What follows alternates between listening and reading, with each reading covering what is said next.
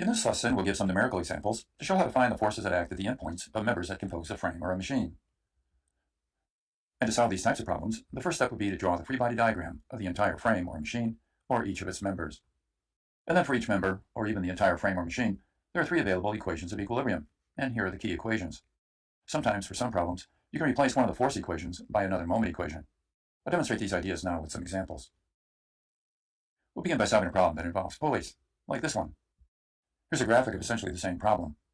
And here we want to find the weight of this block, if I know the weight of B is 200 newtons. Well, to solve the problem, what I'll do is I'll consider a system of 3 pulleys and the block together. So I'll draw the free body diagram of it. On the system, of course, we have the forces of the cord on the pulleys. Realizing that this has a weight of 200 newtons, then the force in the cord up here must be 200 newtons. And it's constant throughout the entire length of the cord, isn't it? All the way across. Therefore, each of these forces is going to have to be 200 newtons. I'll write this as 6 times 200 newtons, the total force going upward. Apart from the forces of the cord on the pulleys, we also have the weight of the block, which is going down, and I don't know it. I'll just refer to it as W. I get my result now by simply summing forces in the y direction. I have 6 times 200, and then we have minus W, and all this equals 0. And so if I solve for W, I get my result, and it comes out to be 1200 newtons. All right, now let's consider solving a frame problem. 2 members pin connected at B. We have 3 pins here, of course, for the entire frame. The first thing to do, though, when you analyze a frame problem or even a machine problem, is to look for the 2 force members. And do you see any here? Yes, member BC would be a 2 force member. After all, there's only a force acting at C and one at B, and no intermediate load between the 2 points. If I draw the free body diagram of the member, then, that means that the force acting at B must be collinear and equal and opposite to the force at C. I'll refer to this force as force F. And I know its line of action, don't I? Now realize that I've actually applied the 3 equations of equilibrium to come to this conclusion. Now that I see this, I can now proceed to draw the free body diagram for member AB. At B, of course, we have the action and the reaction force, don't we? This is F, and we have to identify its direction by the slope.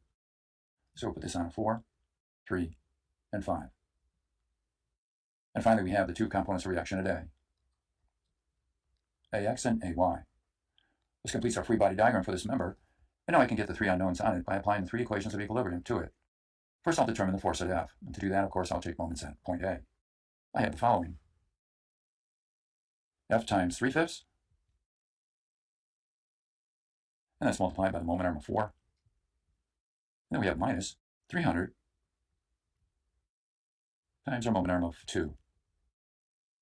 And we set this equal to 0, of course. And we solve for F. When we get our result, it turns out to be equal to 250. And that's in newtons, of course. Now that I have it, I can proceed to go ahead and sum forces in the x direction and get A sub x. Here I have minus A sub x. And using our calculated result, 250. And that's multiplied by our fraction of 4/5. This is all equal to 0. Solving for A sub x, I get my result of 200 newtons. And it comes out positive. So indeed, this arrow is assumed to be going in the correct direction. Now we'll sum in the y direction and get AY and finish our problem. AY up, minus 300. We also have plus our calculated value of 250. And our fraction in this case is 3/5. And all this equals 0, of course. Solving for A sub y, we get our answer of 150 newtons. All right, now let's consider this 2-member frame. Here's pin connected at A, B, and C. Do you see any 2 force members here? A, answer of 150. This 2-member frame. Here's pin connected at A, B, and C. Do you see any 2 force members here? No, there are none, are there? Therefore, we'll have to draw the free body diagram of each one of the members. Let's begin with member AB. And of course at A, because we have a pin, we have an AX and an AY. Up at B, 2 components, of course. A BX and a BY. And again, you can put these arrows any way you like. If we get negative results, it simply means they go the other way. All right, now let's draw the free body diagram for member BC. Here, of course, at B, we have the opposite effect, don't we? So we have to put our arrows going opposite to this. So we refer to this one, of course, as BX and BY. And finally, at C, we have 2 unknowns, CX and a CY. We have 6 equations and 6 unknowns here. We're looking for AX and AY, so what would you do to get AX? We could take moments at point B, can't we? Here we would write 200 times the moment arm of 2, and minus AX. And the moment arm there, of course, is 4. All this equals 0. And when you solve, you get the answer of 100 newtons. Next, we have to get AY. We can't do that using this member, can we? So in order to solve the problem, we'll have to get BY over here from this member. First, though, we need to get BX. And that can be done by summing forces in the x direction from member AB. We simply have minus 100. Then we also have plus 200. And finally, we have minus BX. And that's equal to 0. Solving for BX, we get our result. And it turns out to be 100 newtons.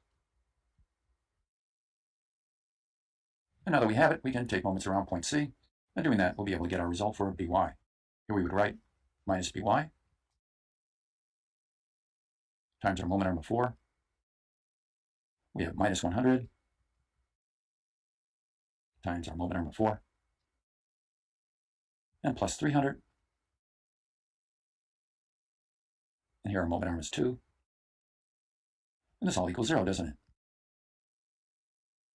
If I solve for BY, the result I get would be equal to 50 newtons. And now that I have it, I can come back onto member AB and sum forces in the vertical direction and get my answer for AY.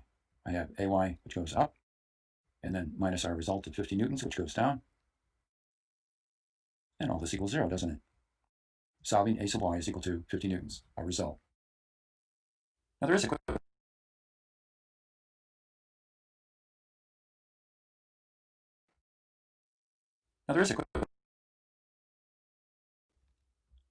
and an AY.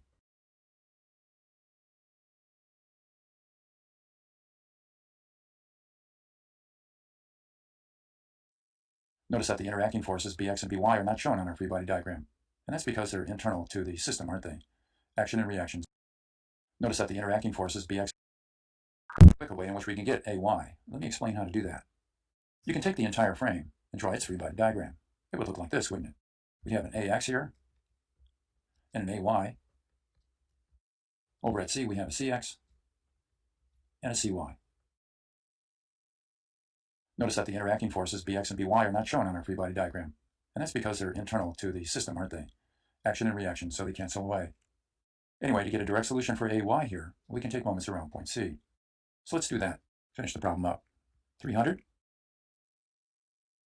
times the moment arm of 2 minus AY, and the moment arm is 4. And finally, minus 200, and the moment arm is 2. This all equals 0. And when you solve for AY, you get the result of 50 newtons, just like we did before. Finally, in order to get the force AX, you'd have to again go back and draw the free body diagram from member AB. And on it, of course, you would take moments around point B here to find what AX is, just like we did previously.